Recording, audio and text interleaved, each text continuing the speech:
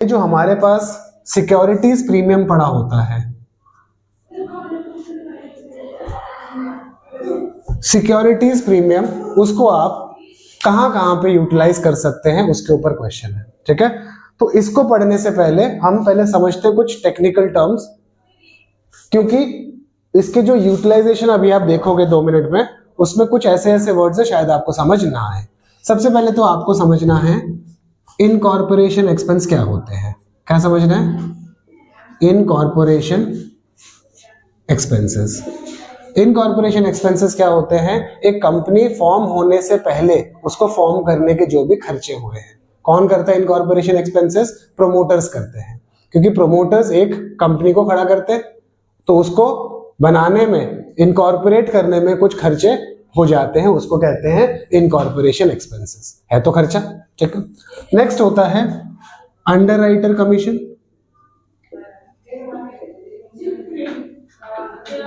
जब भी कोई कंपनी शेयर्स इशू करना चाहती है, पब्लिक के लिए सब्सक्रिप्शन लाना चाहती है, तो वो खुद नहीं करती, ये सारा काम तामझाम जो है फॉर्मेलिटीज वो एक थर्ड पार्टी को दे देती है, जिसको कहते हैं अंडरराइटर। इसके लिए अंडरराइटर क्या लेता है? कमीशन लेता है। तो ये भी एक शेयर्स इशू करने का खर्चा या सिक्योरिटीज इशू करने का खर्चा समझ लीजिए। उसके बाद हम शेयर्स और डिवेंचर चैप्टर तो कर ही चुके हैं। इनको इशू जब करते हैं तो हमें किस तरह के खर्चे हो सकते हैं? शेयर्स में नहीं, बेसिकली जो बात करेंगे, एक होता है क्या? Discount on issue. जब हम इशू करते हैं तो 100 रुपए का डिवेंचर 90 में इशू कर देते हैं, तो उस खर्चे को क्या कहते हैं? लॉस को क्या कहते हैं? Discount on issue. दूसरा हमने देखा था 100 रुपए का डिवेंचर है, उसको कभी कभी हम फ्यूचर में 110, 115 में रिडीम कर देते हैं, तो वहां पे हमें क्या करना पड़ता है? एक premium on redemption of debenture, ये भी एक नुकसान क्रिएट करना पड़ता है। तो ये भी एक तरह का नुकसान है, इसको भी राइट ऑफ करना है, जिसको हम कह देते हैं कि फिलहाल इशू के टाइम पे लॉस ऑन इशू। तो बेसिकली हम क्या बात करें? कुछ तरह के खर्चों की बात कर रहे हैं। पहला क्या है? इनकॉर्पोरेशन का खर्चा। दूसरा क्या है? अंडरराइटर को कमीशन देने का खर्चा। तीसरा लॉस की बात हो रही, जब कोई डिवेंचर इशू हो रहा है, डिस्काउंट में इशू कर दिया। नेक्स्ट, उस डिवेंचर को रिडीम करना है, उसके लिए जो प्रीमियम पेबल है वो खर्चा। तो जो हमारा सिक्योरिटीज प्रीमियम है, उसकी यूटिलाइजेशन में क्वेश्चन बात करेगा हम ये खर्चों पे उसको यूज कर सकते हैं, यूटिलाइज कर सकते हैं। तो पढ़ते हैं जरा इनका। पहला issue off fully paid bonus shares. क्या कह रहा है? सिक्योरिटी प्रीमियम को हम किस चीज में यूज कर सकते हैं? Fully paid bonus shares issue करने में कर सकते हैं। यहां एमसीक्यू बन सकता है कि इसमें से किस पे सिक्योरिटी प्रीमियम यूज नहीं किया जा सकता, तो वहां पे ऑप्शन पता क्या डाल देगा? Partially paid bonus shares. क्या लिख देगा? पार्शियली। तो वो गलत है। किस तरह का बोनस शेयर इशू हो सकता है? फुली पेड इशू हो सकता है। Next, writing of preliminary expenses लिखा है, यही आपका इनकॉर्पोरेशन एक्सपेंस का दूसरा नाम है, राइटिंग ऑफ इनकॉर्पोरेशन एक्सपेंसेस। तीसरा, राइटिंग ऑफ एक्सपेंसेस और कमीशन पेड और discount allowed on issue of securities और डिवेंचर्स। जो हमने बात करी किस किस तरह के खर्चे? कोई कमीशन दिया है किसको? जैसे अंडरराइटर कमीशन हो गया, discount allowed, discount on issue of debenture हो गया। इस तरह के खर्चों को हम राइट ऑफ करने में सिक्योरिटी प्रीमियम का यूटिलाइजेशन कर सकते हैं। Next, providing for premium payable on redemption of debentures and और प्रेफरेंस शेयर्स। अभी हमने बात करी डिवेंचर्स को अगर प्रीमियम में रिडीम करना है तो वो भी एक नुकसान है, उसको राइट ऑफ करने के लिए भी सिक्योरिटी प्रीमियम यूज हो सकता है। Next, purchase of own shares and other securities. खुद के ही शेयर मार्केट से अगर आप खरीदना चाहते हैं तो सिक्योरिटी प्रीमियम का यूटिलाइज कर सकते हैं। इसका दूसरा नाम है बाय बैक ऑफ शेयर्स। क्या बोलता है इसको? Buy back of shares. तो यहाँ पे आपका 3 मार्कर अलग से क्वेश्चन आ सकता है, जिसमें आपको ये 3 पॉइंट्स एटलीस्ट मेंशन करने हैं, या फिर एमसीक्यू में इससे रिलेटेड क्वेश्चन बना सकता है। ठीक है, कोई दिक्कत यहाँ पे?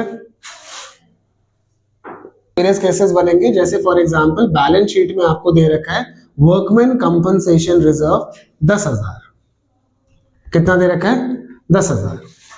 तो क्वेश्चन कोई भी एक केस बना देगा। There are 4 to 5 different cases जो भी हम बोर्ड पे देखने वाले हैं, तो उसमें से कोई भी एक केस या 2 केस बना के 6 मार्क का क्वेश्चन बना सकता है, जर्नल एंट्री पास करो। ठीक है, तो थोड़ा प्रैक्टिकल नॉलेज माइंड में रखिएगा। तो वेरियस केसेस होंगे, तो उसमें हमें जर्नल एंट्रीज पास करनी है। केस 1, नो इन्फॉर्मेशन, कोई इन्फो नहीं है, या फिर no claim for workman compensation. तो 10,000 का WCR पड़ा हुआ है, केस 1 कह रहा है कोई इन्फॉर्मेशन नहीं है या कोई भी क्लेम नहीं है वर्कमैन कंपनसेशन के लिए। ठीक है, तो सबसे पहले WCR होता क्या है? Workman compensation reserve. नाम से समझ आ रहा है कि एक ऐसा रिजर्व हमने रखा हुआ है, बाई चांस वर्कर्स के साथ कुछ दुर्घटना, कोई हादसा हो जाता तो उनको कंपनसेट करने के लिए हमने एक रिजर्व रखा हुआ है। जब तक कोई कंपनसेशन नहीं आता, ये एक फ्री टू डिस्ट्रीब्यूट रिजर्व है, पार्टनर्स आपस में डिस्ट्रीब्यूट कर सकते हैं। ठीक है, तो कोई इन्फॉर्मेशन नहीं तो क्या करेंगे? WCR का पार्टनर्स में बांट के डिस्ट्रीब्यूट कर देंगे। WCR debit to A to B। मैं अज्यूम कर रहा हूं देयर आर 2 पार्टनर्स और उनकी रेशियो इक्वल है, तो जो भी रेशियो होगी आपने ओल्ड रेशियो में उनके बांट के खत्म कर देना है। क्लियर है केस 1? केस 2 कहता है क्लेम फॉर वर्कमैन कंपनसेशन 6,000। कितने का रिजर्व रखा है हमने? 10,000 का। कितने का क्लेम आ गया? 6,000 का। तो आउट ऑफ दिस 10,000 6,000 तो मैं क्लेम बना दूंगा। कितना बच गया डिस्ट्रीब्यूट करने के लिए?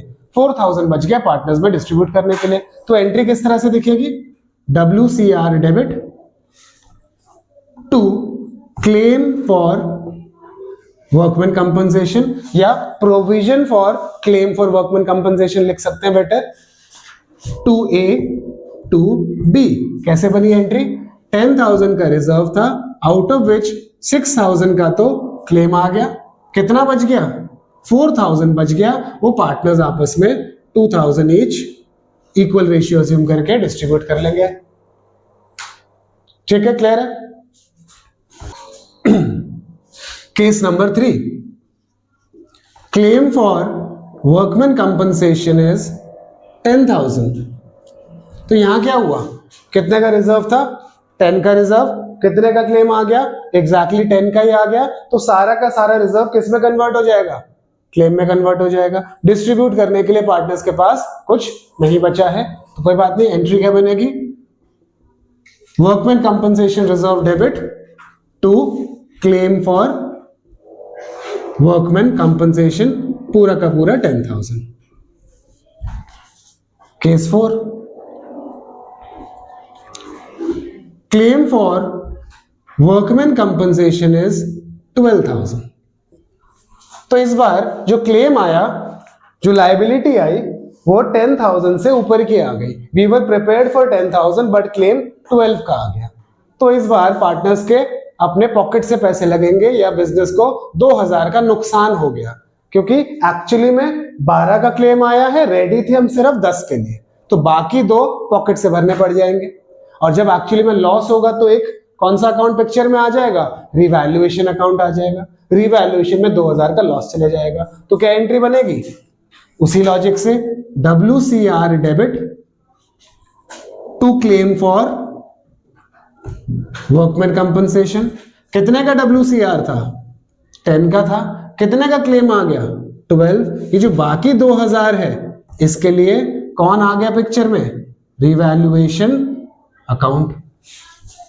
ये हमारी एंट्री टेक्निकली खत्म हो चुकी है, लेकिन ये रिवैल्यूएशन आने से आपसे एक एक्स्ट्रा एंट्री की एक्सपेक्टेशन करी जाती है कि इसको आप डिस्ट्रीब्यूट भी करो, इस रिवैल्यूएशन के लॉस को आप पार्टनर्स में भी डिस्ट्रीब्यूट करो। तो ठीक है, एक एक्स्ट्रा एंट्री बढ़ गई, ये लॉस है तो पार्टनर्स को डेबिट कर देते हैं। क्या एंट्री?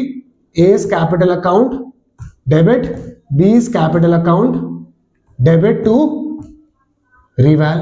कितने का नुकसान? ये 2,000 के लॉस को पार्टनर्स में डिस्ट्रीब्यूट करने की एक एडिशनल एंट्री पास करनी है। इसका WCR से कोई लेना देना नहीं है। ये तो हमने बात करी अगर एडमिशन या रिटायरमेंट या कह लो डिसोल्यूशन ऑफ पार्टनरशिप के पॉइंट ऑफ व्यू से अगर क्वेश्चन आए WCR का। एक डिसोल्यूशन के पॉइंट ऑफ व्यू से भी क्वेश्चन बन सकता है, वो काफी रेयर है चांसेस, बट बन सकता है। तो डिसोल्यूशन में इसकी ट्रीटमेंट अलग होती है। डिसोल्यूशन में क्या कंसेप्ट चलता है? सर, एक रियलाइजेशन अकाउंट क्रिएट किया जाता है जिसमें हम सारी एसेट्स को, सारी तो नहीं, मतलब ऑब्वियसली जिसको आप डिस्पोज ऑफ करना चाहते हैं उनको, और सारी आउटसाइडर्स लायबिलिटीज को ट्रांसफर करते हैं पहले, एंड फिर क्वेश्चन के अकॉर्डिंग एक एक पॉइंट पढ़ते हैं और देखते हैं किसको पे ऑफ करना है, कौन सी चीज कितने में सेल ऑफ हो रही है वगैरह वगैरह। तो यहां पे WCR का क्या करना है? तो सबसे पहला क्वेश्चन, क्या WCR ट्रांसफर होता है like other liabilities? Sir normally तो नहीं होता, ऐसे बहुत कम क्वेश्चंस होते हैं जिसमें होता है, बट एक्चुअली में डिपेंड करता है कंडीशन पे। किसी किसी कंडीशन में ये ट्रांसफर होगा, किसी किसी कंडीशन में ट्रांसफर नहीं होगा। तो इसमें देखते हैं क्या केसेस बनते हैं। Case 1, no info. Balance sheet में क्या है, WCR पड़ा है, कोई इंफॉर्मेशन नहीं है नीचे क्वेश्चन में जो पॉइंट्स आते हैं। तो क्या करना है sir, just like admission retirement, ये आपका फ्री टू डिस्ट्रीब्यूट एक रिजर्व की तरह ट्रीट हो जाएगा। क्या करेंगे आप, पार्टनर्स में बांट देंगे, रियलाइजेशन में ट्रांसफर करने की जरूरत नहीं है। तो कौन सी एंट्री बनेगी यहाँ पे, वही नॉर्मल वाली डिस्ट्रीब्यूट करने वाली। क्या एंट्री होती है, WCR to A to B, कितना था 10,000, 5,5। Case number 2, claim for workman compensation 6,000। कितने का क्लेम आ गया, 6,000।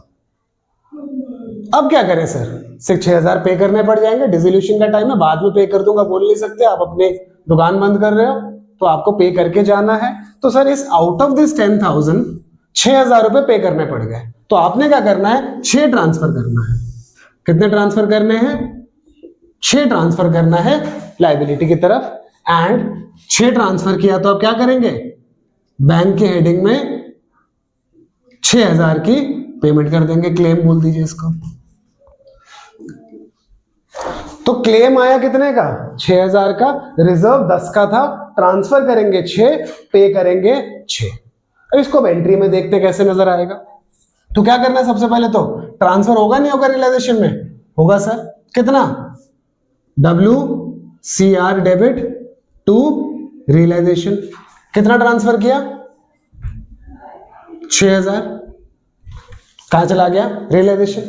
अब रियलाइजेशन के थ्रू पे भी होगा, पे भी तो करना 6,000, तो पेमेंट की एंट्री आ गई, क्या होगी, realisation account debit to bank, जो 6,000 ट्रांसफर किए थे उसको आप पेमेंट भी कर दीजिए।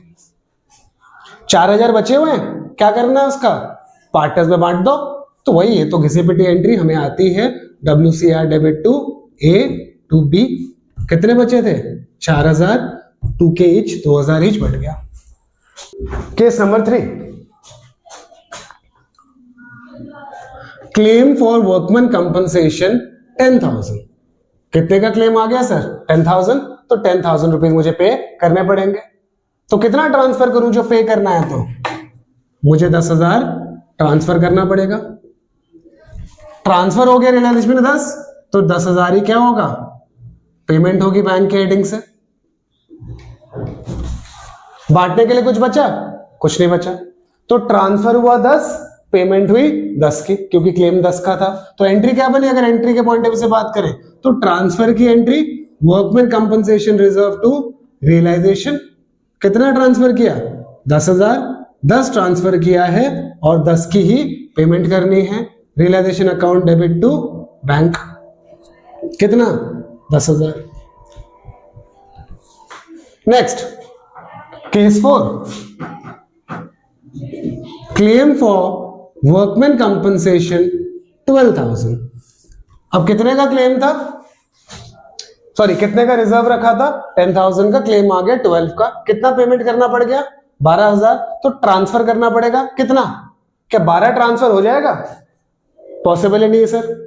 कितना ट्रांसफर हो सकता है, जितना रिजर्व पड़ा उतना ही ट्रांसफर हो सकता है, उससे ज्यादा ट्रांसफर कितना कर दो, कैसे कर दोगे आप। तो जितना रिजर्व पड़ा था ट्रांसफर हो गया। कितने की पेमेंट होगी, लेकिन 12,000 की पेमेंट होगी, क्योंकि क्लेम कितने का है, 12 का है। कोई दिक्कत। तो एंट्री कैसे बनेगी, ट्रांसफर की अलग कर देते हैं, WCR debit to realisation. And कितना ट्रांसफर हुआ था, 10, एंड पेमेंट कर दो, realisation account debit to bank. Payment देखें कितने की, 12,000 की। चाहो तो एक एंट्री निकाल सकते हो, अगर आप यहां नोटिस करो 2,000 का रियलाइजेशन का लॉस दिख रहा है, उसको चाहो तो डिस्ट्रीब्यूट करके दिखा दो, बट मेरे ख्याल से रिकमेंडेड नहीं है, जरूरत नहीं है। करना चाहो ऑप्शनल कर दो, 2,000 का लॉस आपको नजर आ रहा है जो, ठीक है। रियलाइजेशन क्रेडिट कितने से हुआ है, 10, डेबिट कितने से हो रहा है, 12 तो 2000 का लॉस है, तो कर सकते हैं optional A debit B debit to realisation.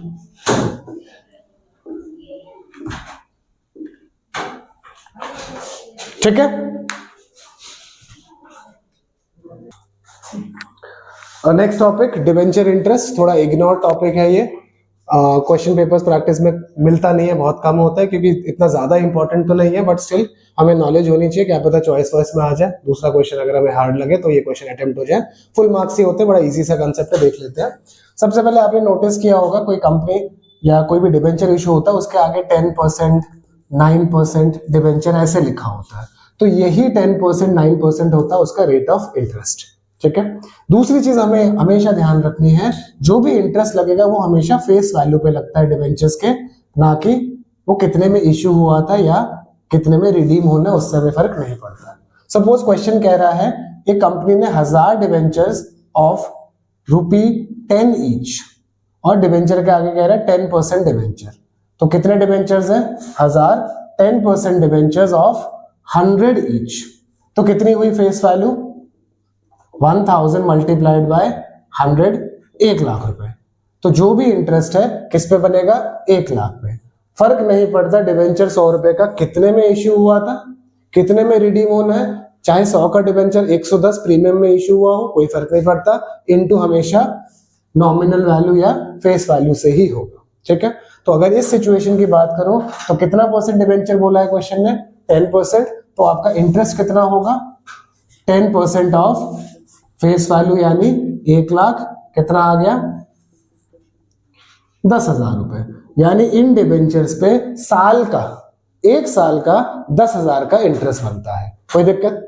कोई अगर कंपनी कहती है हम तो 6-6 महीने में इंटरेस्ट देते हैं, तो कितना इंटरेस्ट बन गया 5-5 हजार रुपए, 10,000 दो बार नहीं देंगे, 10,000 डिवाइडेड बाय 2 करेंगे, तो यानी अगर सेमी एनुअली कहता है तो इसी क्वेश्चन में हमारा बन जाएगा 10,000 डिवाइड बाय 2, हम 5,000 रुपए देंगे साल में 2 बार। कोई दिक्कत यहां तक? अब बस हमें डिबेंचर इंटरेस्ट की एंट्री समझनी है, उसके बाद आपका ये टॉपिक ओवर हो जाएगा। डिबेंचर इंटरेस्ट की एंट्री होती है debenture interest account debit to debenture holder, फिर debenture holder debit to bank. पहली एंट्री में हम डिबेंचर होल्डर को ड्यू कर रहे हैं, अपनी बुक्स में एक्सपेंस रिकॉर्ड कर रहे हैं, और अगली एंट्री में डिबेंचर होल्डर को पे कर रहे हैं। अगर क्वेश्चन कहता है हम तो साल में एक ही बार देते हैं, तो आपने 31 मार्च को एंट्री पास कर दी है। जो अभी एग्जांपल देखा था कितना अमाउंट था 10,000, तो मान लेते हैं साल में अगर हम एक ही बार पे कर रहे हैं, तो ये रही मेरी entry, debenture interest debit to debenture holder to bank. एक तीसरी एंट्री भी आपसे एक्सपेक्ट करता है क्वेश्चन, जो भी खर्चे होते हैं, जैसे लॉस ऑन इशू आपको याद होगा, हम क्या करते हैं स्टेटमेंट ऑफ पीएनएल से राइट ऑफ करते हैं या सिक्योरिटी प्रीमियम से, ऐसे ही डिबेंचर इंटरेस्ट को भी हमें राइट ऑफ करने की एक एंट्री देनी होती है।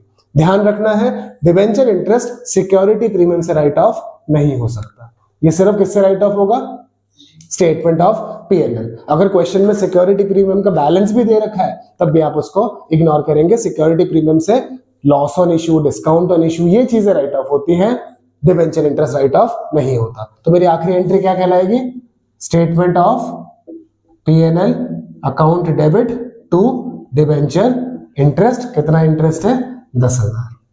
बस सॉर्टेड है ये टॉपिक आपका। यही क्वेश्चन कहता है कि भैया मैं तो साल में 2 बार सेमी एनुअली देता हूं, कोई नहीं, एक एंट्री आपकी 30 सितंबर को या 1 अक्टूबर को हो जाएगी, अमाउंट चेंज हो जाएगा कितना 5,000, और यही एंट्री सेम, और रिपीट आपने करना है कब 31 मार्च को सेम एंट्री दोनों रिपीट कर देनी है, और 31 मार्च को statement of PNL debit to debenture interest कितना 5,000 ये और 5,000 रिपीट वाले का 10,000। तो इजी सा टॉपिक है, 3-4 नंबर में कहीं फंस सकता है, इसको देख लेंगे। ठीक है,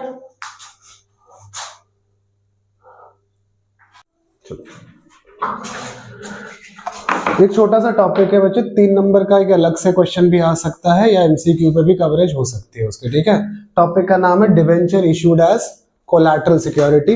ज्यादा लंबा चौड़ा नहीं टाइम लूंगा, शॉर्टकट में समझाएंगे ताकि एमसीक्यू आए तो टैकल हो जाए, 3 नंबर का आए तो भी टैकल हो जाए, ठीक है।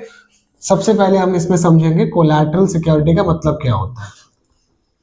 What is collateral security? कभी भी कोई हम लोन लेते हैं, कोई भी कंपनी अगर लोन ले रही है उसको हम बोलेंगे बोरोवर। किसी को उधार की जरूरत है तो उसका नाम क्या है? वो बोरोवर है, बोरो करना चाहता है पैसे। किसके पास जाएगा? ऑब्वियसली किसी बैंक के पास या किसी फाइनेंशियल इंस्टीट्यूशन में जाएगा लोन मांगने। तो बैंक के पास चला गया सपोज, बैंक को हम क्या बोलते हैं नॉर्मली? एक लेंडर है, यानी एक बोरोवर गया है किसके पास? लेंडर के पास लोन मांगने, उसको लोन चाहिए। तो लोन तो दे देगी बैंक, ठीक है, थोड़ी बहुत देखेगी इसकी क्रेडिबिलिटी कितनी है, क्या फाइनेंशियल पोजीशन है वगैरह वगैरह, बट वो बिना सिक्योरिटी के लोन शायद ना दे। वो बोलेगी मुझे इस लोन के बदले जो भी तुम लोन मांग रहे हो मुझे कुछ सिक्योरिटी चाहिए। सपोज आप लोग 10 लाख का लोन लेने गए हैं, तो कंपनी ने कहा ठीक है मेरे पास कुछ एसेट्स हैं जिसको आप एज अ सिक्योरिटी रख सकते हैं। कोई प्रॉब्लम यहां तक? ठीक है। तो लेंडर क्या करेगा? बैंक इस एसेट को चेक करेगा, हाँ ठीक है क्या वैल्यूएशन है वगैरह वगैरह। अगर इसको लगता है ठीक है ये एसेट्स काफी हैं तो इसको एज अ सिक्योरिटी रखेगा, इसके कागज वगैरह एंड लोन दे देगा। लेकिन कभी कभी लेंडर को लगता है कि ये जो सिक्योरिटी है ये सफिशिएंट नहीं है, मुझे इसके ऊपर अलग से एडिशनल सिक्योरिटी दो। क्या चाहिए इनको? Additional security. इसी एडिशनल सिक्योरिटी को हम कहते हैं कोलैटरल सिक्योरिटी। तो कोलैटरल सिक्योरिटी की डेफिनेशन क्या हुई? जो प्रिंसिपल सिक्योरिटी है या प्राइम सिक्योरिटी है उसके ऊपर कोई एडिशनल सिक्योरिटी हम देते हैं किसी लोन के अगेंस्ट, तो उसको क्या कहते हैं? Collateral security. ठीक है। यहां पे टॉपिक का नाम क्या है? Debenture issued as collateral security. तो क्या होता है कभी कभी जो कंपनी होती है प्राइम सिक्योरिटी या प्रिंसिपल सिक्योरिटी तो कुछ दे देगी, लेकिन एडिशनल सिक्योरिटी पे वो क्या कर देगी? डिबेंचर इशू कर देगी। क्या कर देगी? डिबेंचर इशू कर देगी। तो ये टॉपिक कहां से कैसे आ गया? Debenture issued as collateral security. बात समझ आ गई? ठीक है। तो अब पॉइंट इज कि जब डिबेंचर इशू होता है एज अ कोलैटरल सिक्योरिटी तो उसकी अकाउंटिंग ट्रीटमेंट क्या होती है? हम बुक्स में उसको कैसे रिकॉर्ड करते हैं वो थोड़ा सा समझना है हमें। तो जब डिबेंचर इशू होता है एज अ कोलैटरल सिक्योरिटी, उसको बुक्स में रिकॉर्ड करने के 2 तरीके हैं। पहला method not recorded in books, not recorded in books, and दूसरा है व्हेन इट इज रिकॉर्डेड या कह लो when a journal entry is passed.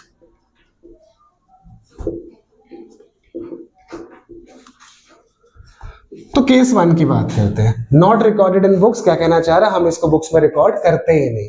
Sir books में रिकॉर्ड करते ही नहीं हो तो कोई तो एक ऐसा तरीका होगा जिससे पता तो चले कि हाँ भैया कुछ debentures as a collateral security issue हुए हैं।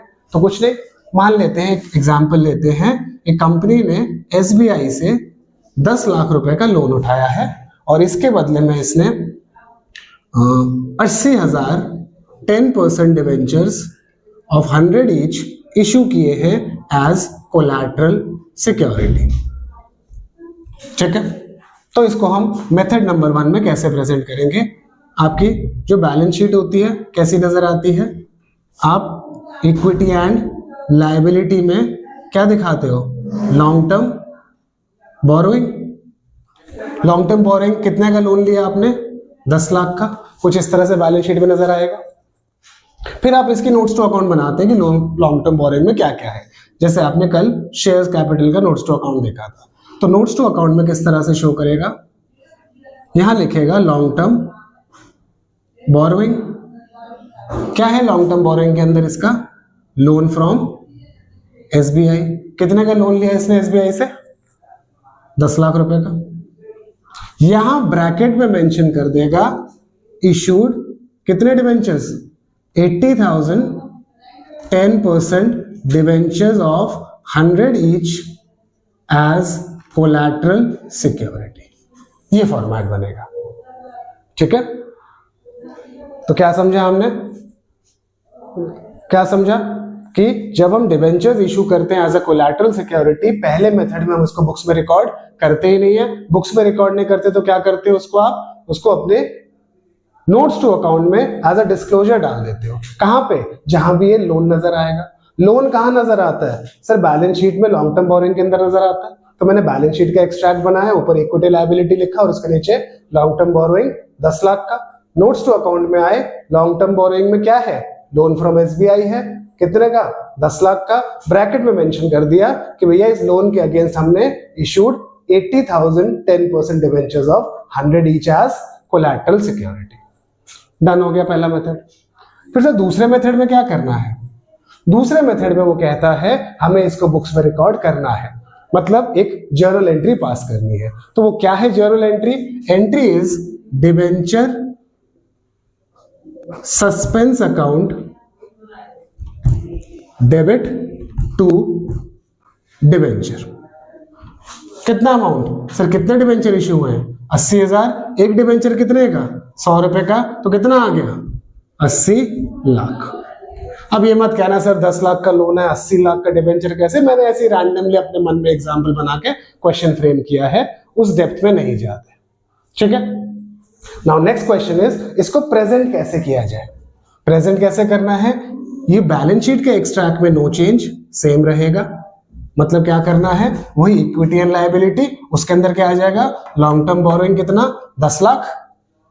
नोट्स टू अकाउंट में थोड़ा सा चेंज आ जाएगा, थोड़ा सा। क्या है चेंज से नोट्स टू अकाउंट में, बनाते हैं नोट्स टू अकाउंट का फॉर्मेट।